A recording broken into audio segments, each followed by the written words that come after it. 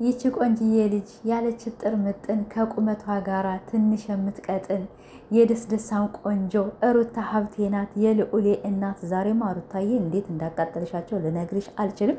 ግን ማለት ነው ሩታዬ ለምንድነው በጊዜ ያለቀቅሽልን? ማለት ይህን ቪዲዮ የምታዩ ከሆነ እንደዚህ ያለ ፎቶ ሲሆን በጊዜ ይለቀቅልን። ፍትህ ፍትህ ፍትህ።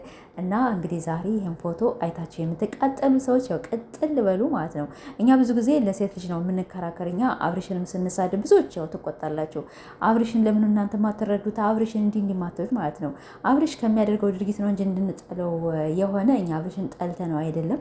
ሩታ ሀብቴ ደግሞ እንግዲህ በዚህ ሳምንት ያው ፏፈሽ እያለች ነው። ትናንትናም በቲክቶክ ለቃ ነበር፣ ዛሬ ደግሞ በኢንስታግራም ለቃለችና የልዑሌ እናት ይመችሽ፣ ባለሽበት ሰላም ሁኚ፣ ሁሌም እንደዚህ አምሮብሽ እንድናይሽ እንፈልጋለን። እንግዲህ የምትቃጠሉ ሰዎች ካላቸው ያው ድብ እንበሉ ማለት ነው። እኛ ምንም ነገር የሚያገባና የለም። ብዙ ጊዜ ለሴቶች ቁሙ እንላለን። ለምን ሴት ልጅ ከተሰበረች አንዴ መነሻዋ በጣም ከባድ ነው። ወንድ ልጅ ደግሞ ችግር የለውም። የሆነ ነገር እኮ የሆነ የአእምሮ ስለ ልቦና ምናምን ነገር ቢደርስበት የእንትኑ የሆነ የሚቋቋምበት አልሞይም የሆነ አእምሮ ተሎ አይጎዳም።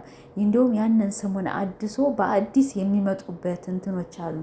ሴት ልጅ ደግሞ በጣም አንዴ በቃ ከተጎዳች ብዙ ጊዜ ሰዎች ሊጎዷታልኝ ከታያላችሁ ሶሻል ሚዲያ እና ሴቶች ብዙ ጊዜ እንደዚህ የመጎዳት እንትን አላቸው እና ብዙዎቻችን ያው ከሴት ጎን እንቁም ነው የምንላቸው። እኛ አብርሽንም አልጠላ ነውም እና ያምርብሻል ግን ማለት ነው ሩታ እንደ ሀሳብ ያው በጊዜ ፎቶ ይለቀቅልን ማለት ነው። እንደዚህ ካመሸሽ ምናምን ነገር እንዳይለቀቅ ነው የምል እና እንወድሻለን ጎበዝ፣ በዚያው ጠንክሪ የልዑሌ እናት።